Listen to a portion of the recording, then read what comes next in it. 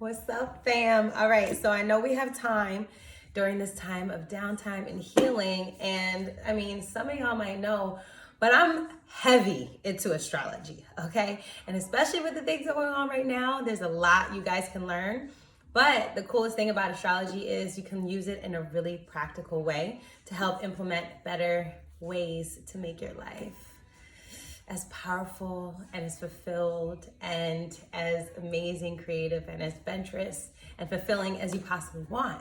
But you can't do any of that without knowledge. So that's why I'm always talking about astrology stuff on my lives, and I do chart readings for people and all that stuff. But this video is gonna be specifically about how I learned, because a lot of people ask me how I learned about astrology. And I'm being taught by a bunch of people online and books, of course. So I want to show you guys my favorite astrology books. So yeah, okay. Let's start with the basics. This one here is really, really good. It's a crash course on astrology, and I'm gonna write all the titles below and the authors, so don't worry, you can copy and paste it in the order of what I showed it. This is a really, really great one, just so you can get an introduction to the language of astrology. It has a lot to do with symbols, it has a lot to do with archetypes, you know, so knowing the planets and their element, their quality, and some keywords and which ruler of each sign there is. This book is amazing. It's super small, it's handy, you can travel with it, you know, it travels back. But you could travel with it and, you know, just take it with you. There's practical ways to implement it into your life, knowing things ahead of time, knowing when to launch your business, kind of giving you a time frame on which day you should get married, you know, or maybe is a love coming around soon, or new job opportunities coming around soon, you know. So astrology is really, really awesome. This is bomb.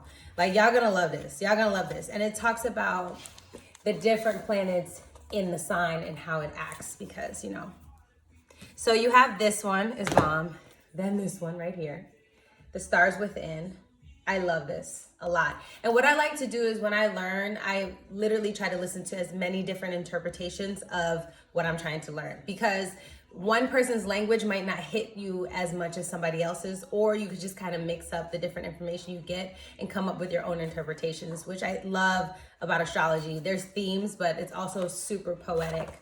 And it tells you about the same things. So, you know, sun in Pisces, moon in Taurus, moon in Cancer. It'll kind of tell you about your childhood. It'll tell you about societal things like Pluto and Aries, the type of people they are, and when it will occur again in the future.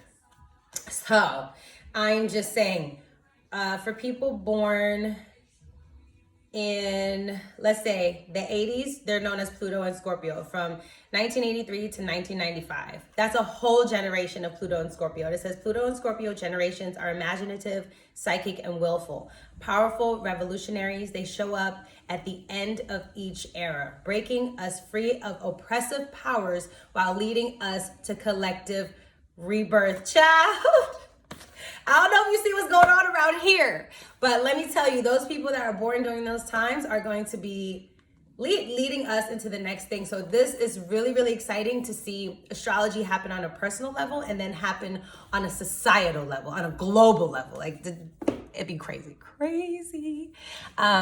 This one was the first astrology book I ever got, Astrology, A Cosmic Science. I love this one. This is great.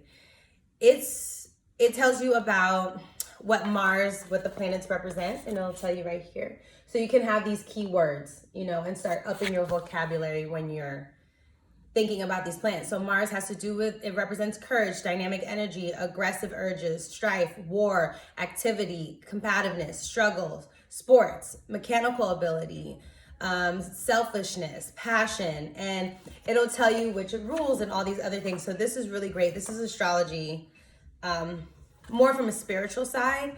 So yeah, I really, really love it. Definitely tells you about the nodes in the houses too, the nodes and the signs and the houses. And that's super important, because your south node is who you used to be and how you use that now. And your north node is who you're going to be or who you're becoming. So super, super, super, super important. I love this stuff, y'all. I could go on. I hope it doesn't get too long, but this is another astrology book. If you're a person that loves visuals, This is awesome because it's so beautiful, it's colorful, it's simple, it gives you like little tidbits. It's not as overwhelming. I feel like, you know, it's just good to look at. My Libra South Node is loving this because it's gorgeous. And it gives you main themes for each sign. It gives you how you are, and it gives you case studies as well, which I love. I love when astrologers write books and then they have a chart in there so you could see how that chart played out. Because it's so much easier to see it that way. It talks about how you are in friendship. It talks about how you are in romantic relationships. It talks about your career, honey. You trying to find the money, honey? You trying to find the money? Look at your astrology. I'm telling you right now, because some people are better off investing in themselves. Some people are better off getting investors. You know what I'm saying? Some people are better off being CEOs than being a support system or an employee. Do you understand? Everyone's position in the world is different in this lifetime. So that's what's so cool about it. A person's chart is the door opening us into their mythical system. Has really dope quotes. So this book, really, really cool. Love this book. Okay. Not an astrology book, but nonetheless super important. The Sacred Woman book. I mean, I don't even know what else to say, but Queen Afua, I think I'm saying it right. Correct me if I'm wrong. She's an herbalist and a natural health expert. So this literally goes in conjunction with astrology because it's based on the African mythology, okay, which is where astrology comes from. So that's also, I need help, guys. I need to find more brown and black people who write about astrology because there are barely any resources that I have found thus far, or they're just not on the books readily available at Barnes and Noble where I'm looking. So please let me know. This is really, really important because you can use astrology for healing. If you're sick, physically, emotionally, mentally, astrology can really clarify a lot of those things for you. Where depression comes from, anxiety, and a lot of those other things have to do with energies being suppressed or manipulated and not put out the way that is healthy for you. All right, so some other books. Bam. Planets in Love, because everybody always want to know about love in astrology. Planets in Aspect, Planets in Transit. And these are really important after you learn the basics of the ones that I showed you guys. Aspects are the most important because it's how the two planets interact with each other. So, you know, a sun opposite moon person is going to be different than a sun conjunct moon person. A Mars square Saturn person is going to be different than a Jupiter sextile moon person. So you have to know this. It's just a language. Don't get overwhelmed. Anything new is just a new language that you're not used to yet. And that's why these help you. So these are amazing because after you learn about the planets and the rulers and, you know, which body parts they rule, Aries rules the head, Pisces rules the feet. After you learn that, you're going to learn how the aspects and how everything works together. And then you can really get into love, because that's where synastry comes into play, which is how two charts interact off each other, you know. Energy, vibe, honey, like the vibe they're giving you. And then you can dive into, well, another good book is Aspects in Astrology, okay, which is just more of what I was saying. Like a Sun-Saturn person is going to have to deal with self-denial, self-discipline, self-control, self-defense, importance of authority, illumination of fears, importance of time. That's probably a really serious person. You know, they feel restricted. So that's different than a Jupiter conjunct moon person who's more carefree. So that's why, let me tell y'all, know yourself is the most powerful thing you can do. It's the best thing you could do.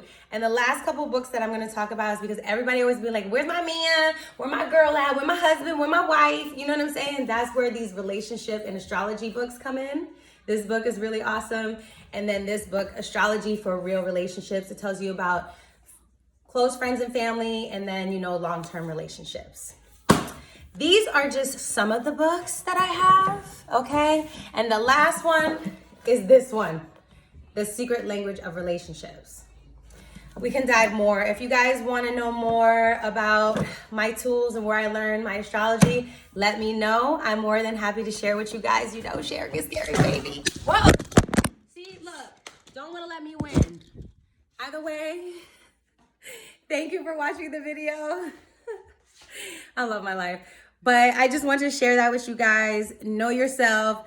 It is powerful to know yourself. It is powerful. Get it done.